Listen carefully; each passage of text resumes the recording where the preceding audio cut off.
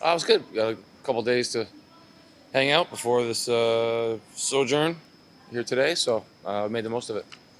How are you approaching this little sojourn at 6 weeks? It's a long time, 6 weeks away. What's your message to blokes at this point? Basically, just we're in it together.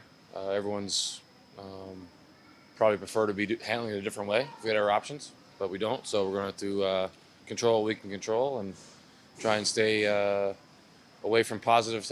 Try to stay positive and test negative, as they say. It's been a bit of chaos for the past week or two in Australian sport with people being forced to isolate. They don't have it, being on the table and things like that. Like, what's your message going to be to how you live your lives? Um, just try and avoid everyone, basically. Stay together.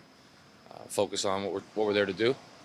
Make the most of it, but not put ourselves at any risk because basically one positive test can put everyone out for a week or two, and that's multiplied by your training loads and things like that. So it's going to be tough to avoid, not run into a contact tracing or something like that. But we'll do our best, and hopefully we can get through the games and get home.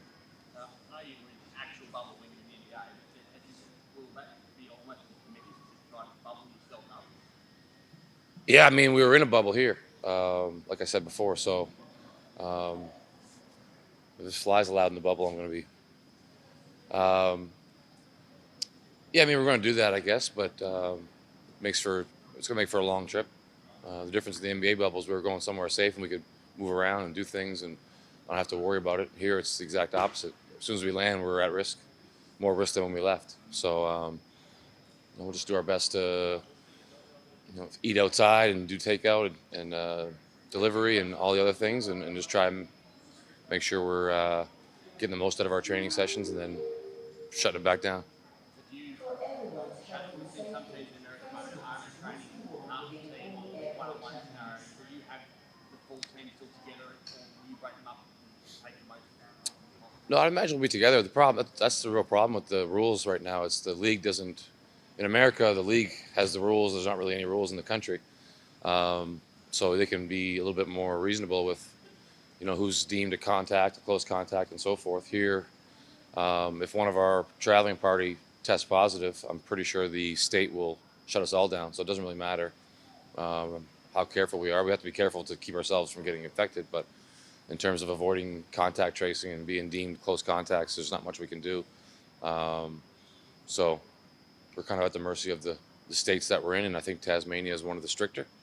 So if we were to catch a positive case, for example, against Adelaide, or one of them was to be positive, then we're at risk of being out for 2 weeks, even if we're all negative. So it's a lot of bells and whistles, a lot of rules, and it's going to be really hard to manage, to be honest. When you look at your fixture, it's weird that what we've seen on the road before. Normally it's jam packed, get to play as many games as you can. You guys been playing a few games and possibly scheduling for quite a week.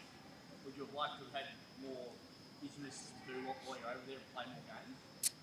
We definitely would have liked to have more. I think that was a pretty common theme for our front office and our team. And I think there's some things working against us in terms of the Australian Open and venues and stuff like that. So I hope that they still give us a chance to get a couple more games in before we get home. But sure as I'm standing here, there's going to be more changes because there's going to be positive tests and games canceled, and they're going to have to do more moving and shaking. So I hope we get the benefit of that if we can stay, if we can avoid the isolations. You'd have no problem if they all of a sudden say, yeah, game was 17, game was 16. On the fifth, they say, by the way, you're playing on the 12th as well. You'd have no problem jamming a game in. No, jam them all in, jam as many as we can. I think right now we're scheduled to play 6 before we get back. I hope they add 1 or 2 at that last week. If they can add even more, that'd be great because that just makes things easier on the back end, and it breaks up our time a little bit. It's tough to justify to these guys and their families that we're going away for whatever it is, 6, 7 weeks to play 6 games. But those are one of the things that we can't control. So we'll focus on what we can control and just try and be as ready as we can when the games start. On that family issue, Scott, what do you guys have in place to make sure that we can keep in touch with the loved ones that left behind? I mean, I guess our families have the option to travel, like I was saying before, but it's not really that feasible. And why would we put them at risk and break them from their routine to be with us for a few days a week? So we're going to take it one day at a time. At least my family is, and I believe our front office and Danny and Troy and my wife Suzanne are going to work with the other wives and partners to try and do some group things together, whether it's once a week or whatever the case is, just to try and break the time up and help each other out and lean on each other here too. It's going to be tough mentally for us, but they're going to have the tough side physically and mentally, looking after kids and whatever else. So yeah, we'll just all stay together on both locations, and hopefully we come out of this stronger as families and as a team. You saw how well this team went last year in this situation when they were in Victoria. How you go over 4-1, like how important is it to build that momentum before you take it into the away stretch now? Well, it's nice that they have the experience of it. It's a little different situation here, but similar constraints and similar challenges. So I think the guys have spoken about it. We've spoken about it as a team, and I'm sure that we have our professionalism and our experience will come in handy. No question about it. I feel like Adelaide like back your hand after 2 pre-season games and a regular season game. Yeah, no. I mean, there's no excuse to not be ready. That's for sure. We've had a lot of time to prepare, and we've seen them 3 times. And before all that, most of these guys knew each other anyway. So yeah, there'll be no excuses for not being prepared or being ready. And I'm sure both teams will have a few wrinkles to throw out, but at the end of the day, it's going to be just come down to execution and effort and playing together. You're confident watching being available for this play games. Yeah, as of now, he is. So as long as nothing happens between now and the game, he'll be out there, and he's looked good in practice, so it'll be good to have him back. As the mix it, doesn't it? You've been a different looking team every single time now. You get some more height that you've been hanging out for.